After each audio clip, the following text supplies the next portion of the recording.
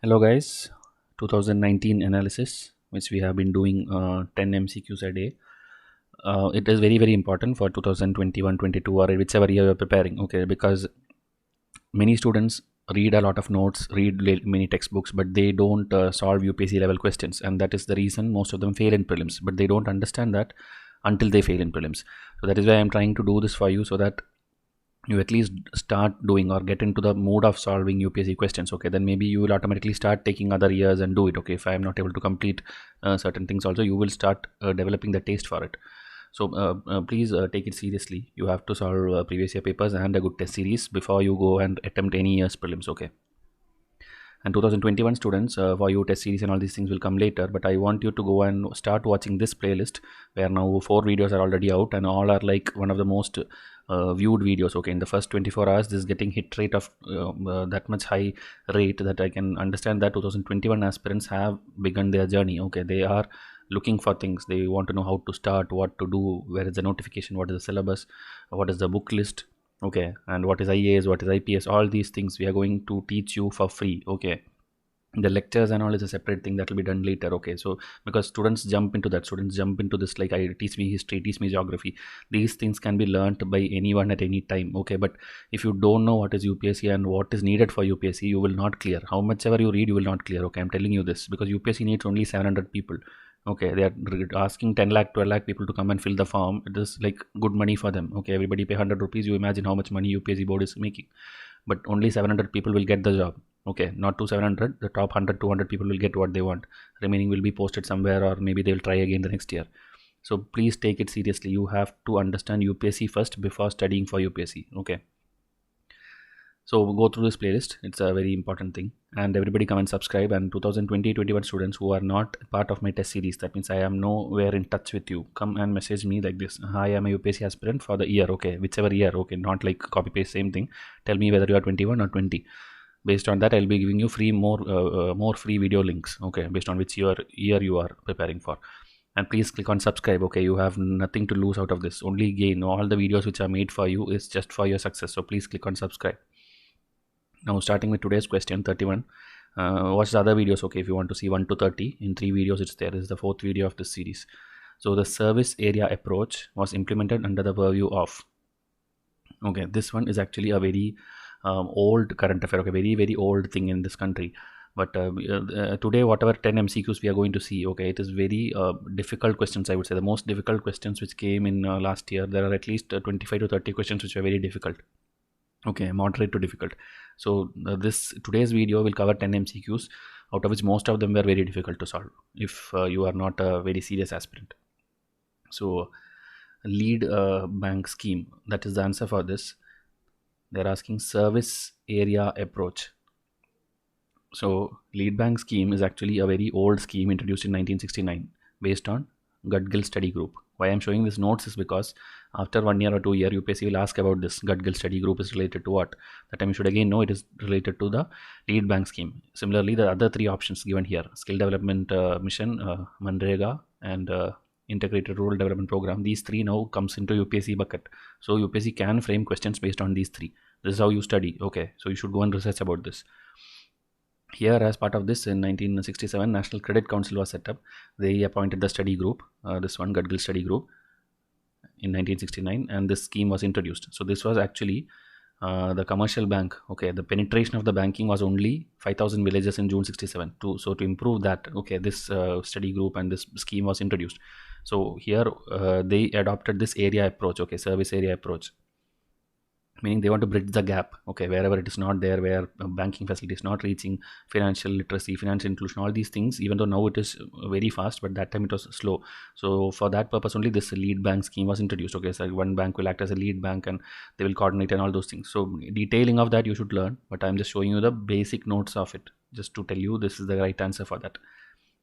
So this again, okay, these are different things in the website of lead scheme you can see, but it's a very old scheme. Like if you see 1969 and the question came in 2019, so it's like how much, 50 years. So maybe that is one reason they found this question. That is why UPSC things can never be predicted. You simply study 1 year of current affair or 2 year of current affair, and like even ask very silly questions like, now prelims is getting postponed, should I study more current affairs, should I stop here, stop there? You have to never stop studying. Okay, you need your current affair, your prelim, for your prelims, mains, interview, when you get into the training, everywhere you need the current affair continuously. So don't study for exams sake, keep learning every day. Okay, you need current affair even after getting your job, so don't stop at one point. And all these things are part of this. Okay, this Usha Thorat committee, village adoption scheme, district credit plan. Okay, I just mentioned so that anything can be picked up next year. So this is a question which only if you have heard of it you can solve, else this is a very difficult question. Next question is one of the controversial question, but not too much. There are more controversial questions in 2019. So it's about the minor minerals in India. Okay, the first one is, sand is a minor mineral according to the prevailing law in the country. Okay, so that means there will be some law for minerals, minor minerals, and also sand is a minor mineral. They are telling a fact thing. Then here, state governments have the power to grant mining leases of minor minerals, but the powers regarding the formulation of rules related to the grant of minor minerals lie with the central government. Okay, meaning rule making, they are telling central government, but actual granting is done by the state government. Okay, again, this is difficult because until you read this or you have heard about this, you cannot solve it. Now, state government have the power to frame rules to prevent illegal mining of minor minerals. So again, it's a administrative thing. So that is why this is difficult. Unless you have studied about this, you cannot solve it. Okay, there is no way to eliminate. So, and here if you see the options, sometimes UPC does this 3 3 3. Okay, meaning I don't know why did they give it. That means you don't have to even read this. 3 is true. State government have the power to frame rules to prevent illegal this thing. So they themselves are telling this to you. And here there's another formulation of rules they're telling. It is like with the central government and not with the state. They're trying to help you, but unless you know it correctly, you cannot solve it. Because sand, okay, sand should be ideally a minor mineral. Why it's debatable is because this act, Mines and Minerals Development and Regulation Act 1957, this act, if you read the clauses, minor minerals, okay, inside that act, if you go and read, you simply Google, you will get any link which explains the clauses.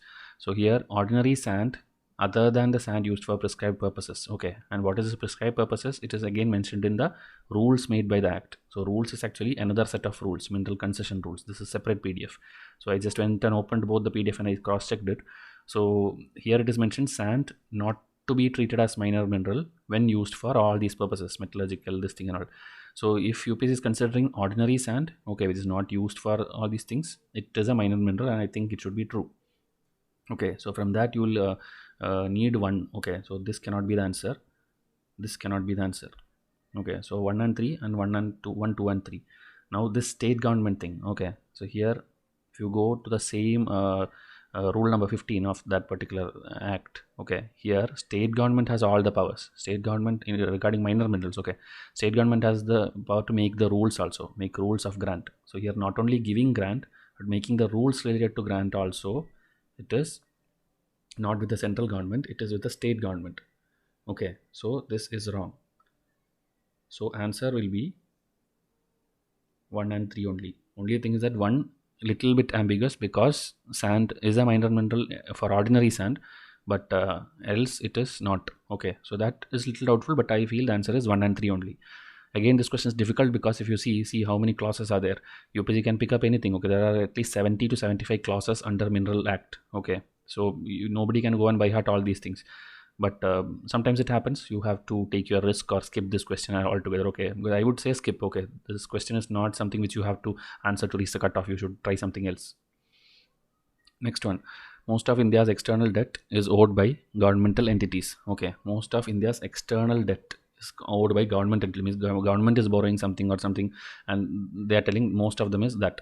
Second one, all of India's external debt is denominated in US dollars. Okay, so this is a little more easier. Okay, this second statement, because all of India's debt is not in US dollar. Okay, if you have done any basic economic study or current affair or economic survey, everywhere you would see a pie chart like this. Okay, where they will show the debt percentage, the rupee value comparison, all these things they will show. So here debt value, it's actually, these values are like taken from an older one. Now it will be different, but the ratio will be almost same only. Like US will be the debt will be denominated in US the highest. Okay, whatever we have India's debt, external debt is mostly in US dollars, and then it will be Indian rupee, SDR will be there, Japanese yen will be there, pound will be, European pound will be there. So like this will be, but highest, next time if UPSC ask, okay, like highest is which one? Highest is US. Okay, so that's an extra fact I'm telling you.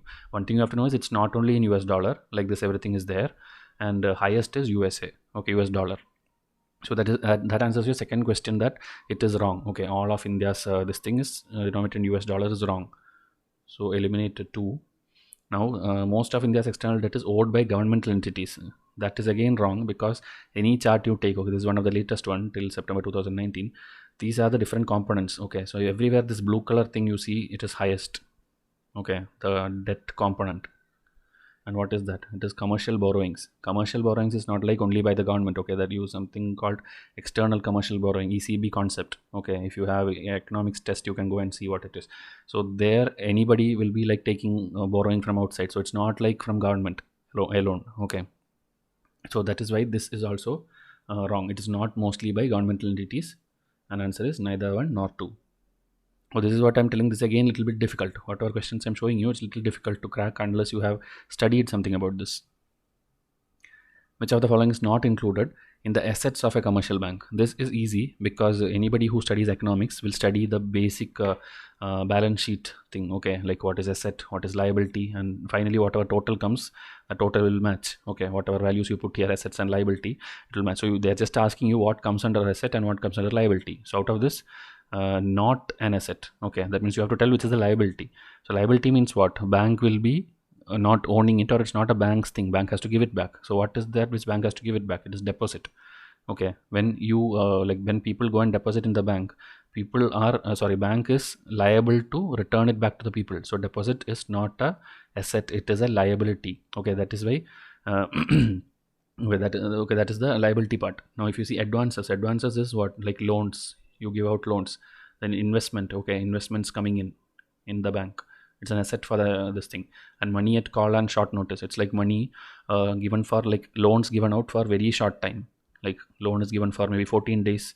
Okay, so whenever you call, that money has to be returned back, so it's again an asset. Okay, bank will get it back. Again, if you take a basic any balance sheet diagram in the internet, okay, this kind of listing will be there. So here again, if you see, deposit is in liability, borrowing is in liability. So here if you see, cash in hand with RBI, money at call and short notice, investment, loans, advances, these are all asset. And UPSC has simply asked that basic thing, any common thing. Okay, and if you see here, assets and liability will match. Okay, very basic, whatever you see in screen. If you don't know till now, just by heart these things. More than this, they won't ask about balance sheet and all. Okay, only these basic terminologies you need to know. In the context of India, which of the following characters are contributors to reducing the risk of a currency crisis? Okay, again an economic question, which is simple here because the options were simple. Okay, they're asking you currency crisis. You should first understand what is currency crisis. Currency crisis means it is the rupee becoming weak. Okay, rupee will be becoming weak. That means, suppose like there is this is all Indian rupee, lot of Indian rupee is there, but only one like this dollar is there. Okay, like box of money you imagine.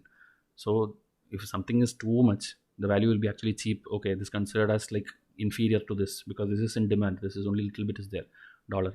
So we have to avoid this situation. Okay, meaning dollar flow has to increase and rupee has to decrease. Rupee flow I'm telling, okay, not the value. So only then that situation is called fighting against the crisis.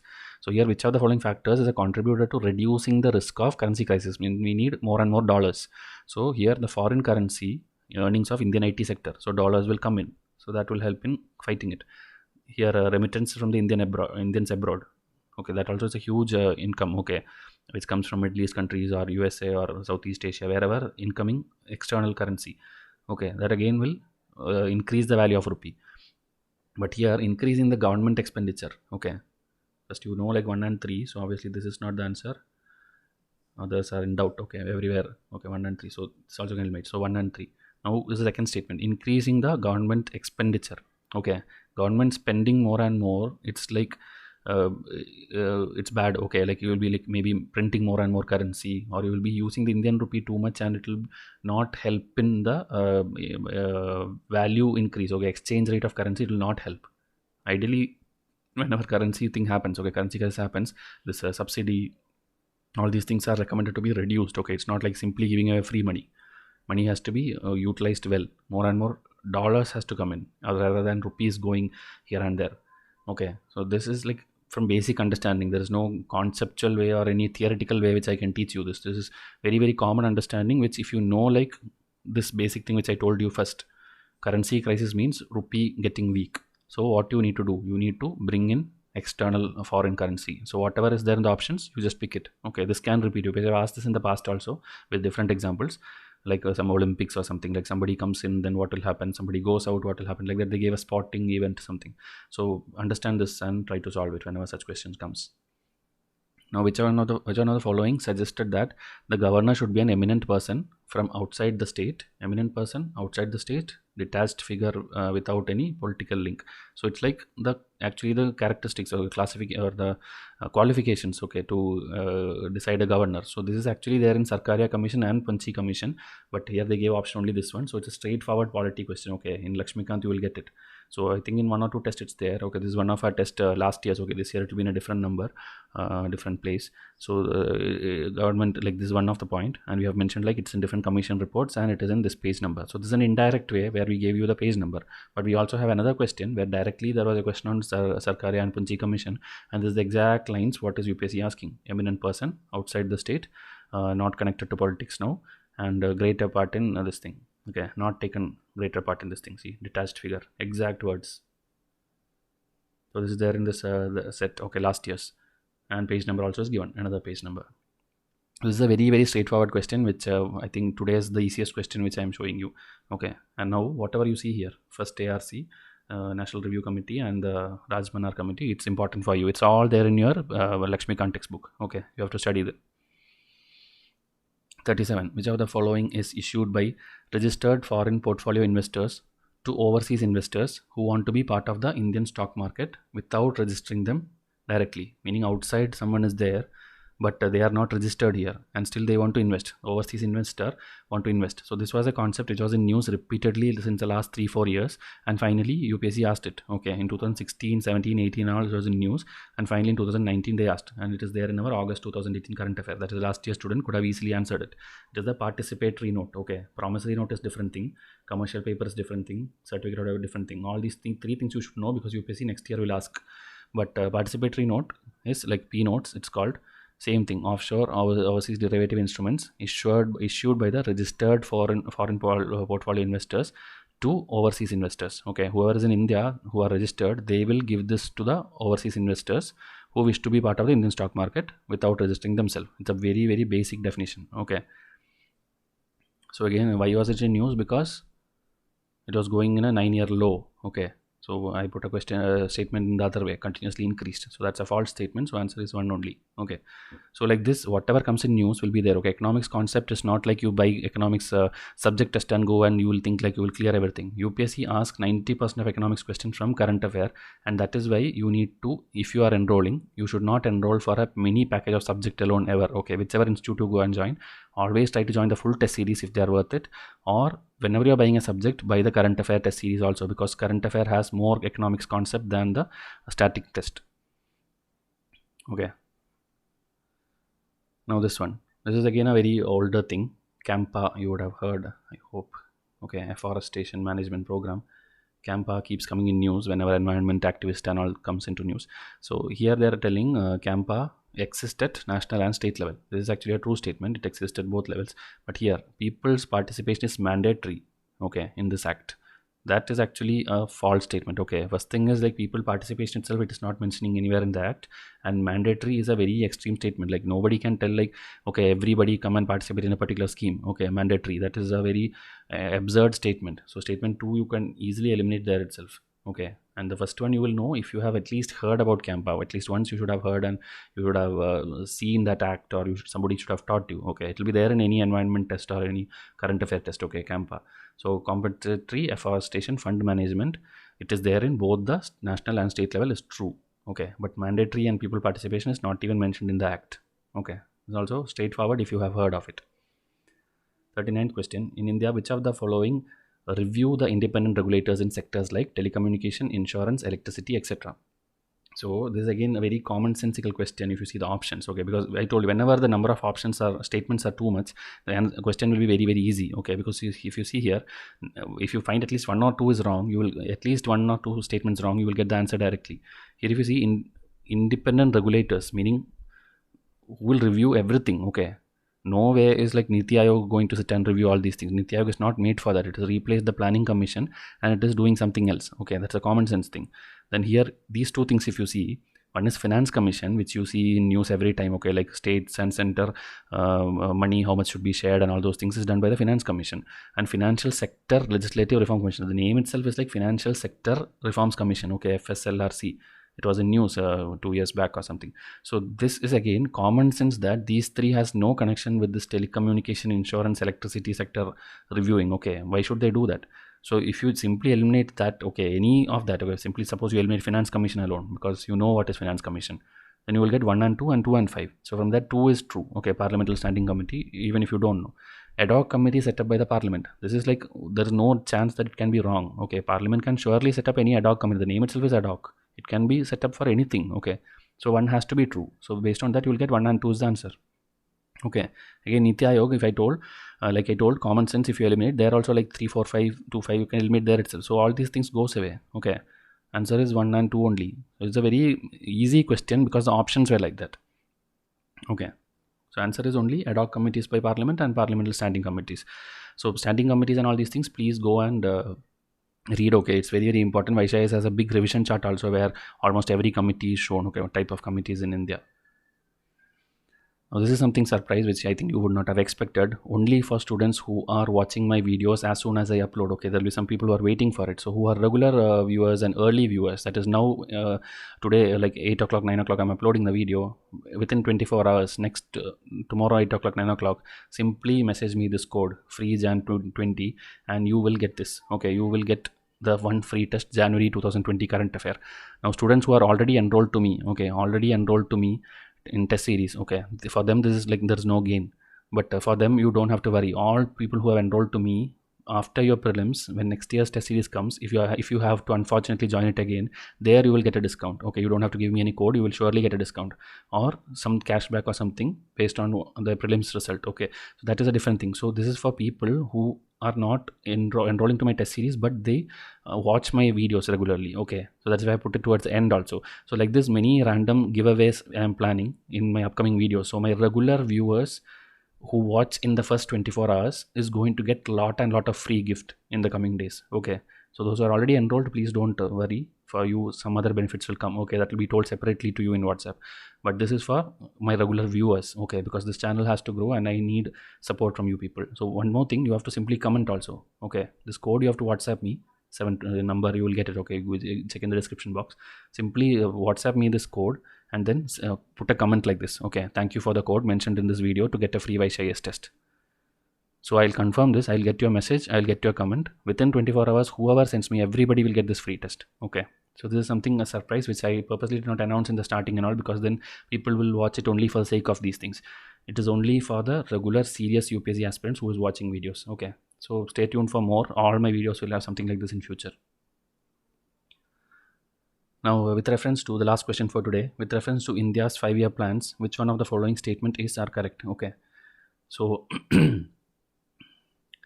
from the second 5 years, this is actually a little tough. Okay, because nobody will go and study and by heart all the 5-year plans. That is one thing, because already planning commission is scrapped. Okay, there is no more 5-year plans now.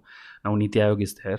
So Niti Aayog has his own, its own methods. Okay, it has a 3-year goal, it has a 5-year something, then it has a 7-year vision document. They have a lot of big different schemes.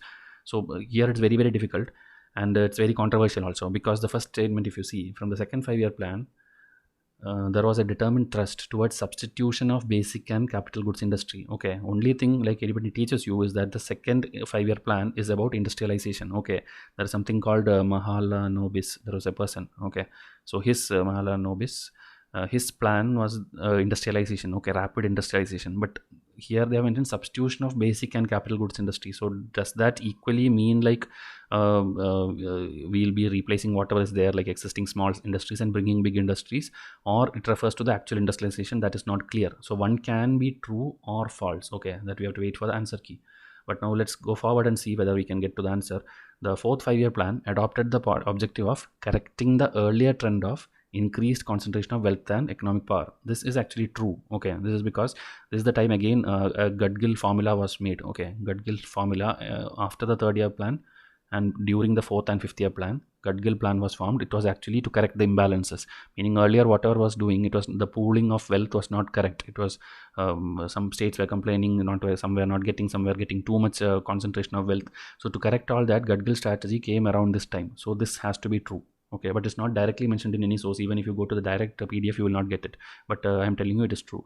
Now the next one, in the fifth five-year plan, for the first time, the financial sector was included as an integral part of the plan. This is a blunder because financial sector is right from there in the first 5-year plan. Okay, like Banking Regulation Act is coming. Then after that, banking related lot of things are coming, including nationalization of banks, which will come around the third or fourth five-year plan. So fifth five-year plan, first time financial sector is a blunder. Okay, so that is what is UPSC trying to help you and eliminate statement 3. Now again, because of that confusion, 1 and 2 only and 2 only. So 2, as I told, it becomes true automatically. But 1 is a doubtful thing. You have to wait for UPSC answer key. But it can be true because it is actually substituting. Okay, it's actually substituting this thing. But we will see how UPSC interprets that statement. So again, more details about that, like I told, deals with industrialization, but the substitution word is causing the confusion. Okay, and statement 3, I told you, banking, many things happened during, before that. Okay, much before fifth five-year plan, many banking things were planned by the government. And in our revision charts and in our this thing, okay, we have detailed revision chart about 5-year plans. Okay, all the 10, 12 5-year plans I have showed you what is it related to. Then in one of the economics test last year, we had a question which is dealing with the same second, fourth and fifth 5-year plan. Okay, I don't know, that time maybe I felt it's important, I made a question like this. So here they asked the same thing, second, fourth and fifth. That is why I tell you, solve my test completely, it will help you. Okay, so here again, see Mahalaromi's plan. In the explanation that year, I think I did not give too much, but this year I have updated the test and I have given more and more explanation of what is this each things. Okay, so again, fifth five-year plan, also another thing, fifth five-year plan was more about inflation, poverty and all those things. Okay, 20-point program and all, you should know it is about coming out of poverty. So this thing is a total blunder what they have given, fifth five-year plan. And Gudgill strategy, again, read the explanation, my students can read it. Okay, there I have given what it is. So that is it. 40th question I have showed you. This is again screenshot from my test only. Okay, students can go and see. This is one of the screenshot I took from the Niti Aayog new website. The Planning Commission website is not existing now. You can go to Niti Aayog website and where there is a tab of Planning Commission. There you can see individually each plan.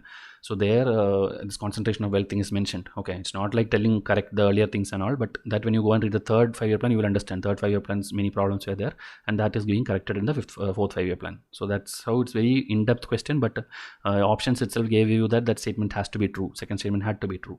Okay, so like this, I'll do very detailed explanation for you. 2020 students, come and buy the test series. Again, I'm telling you, if you buy subject test series alone, you will lose out a lot of things which happen in the current affairs. So please buy the whole package if you are a very serious aspirant and want to clear it in the first attempt. Okay, so that's about 2020. 21 students, please wait for the test series. Okay, and again, whatever code I told you, you can message me. Okay, don't put that code in the comment section. You are then losing out, or you are giving away the benefit to others who don't even watch the videos. So enjoy the learning. Thank you and have a nice day.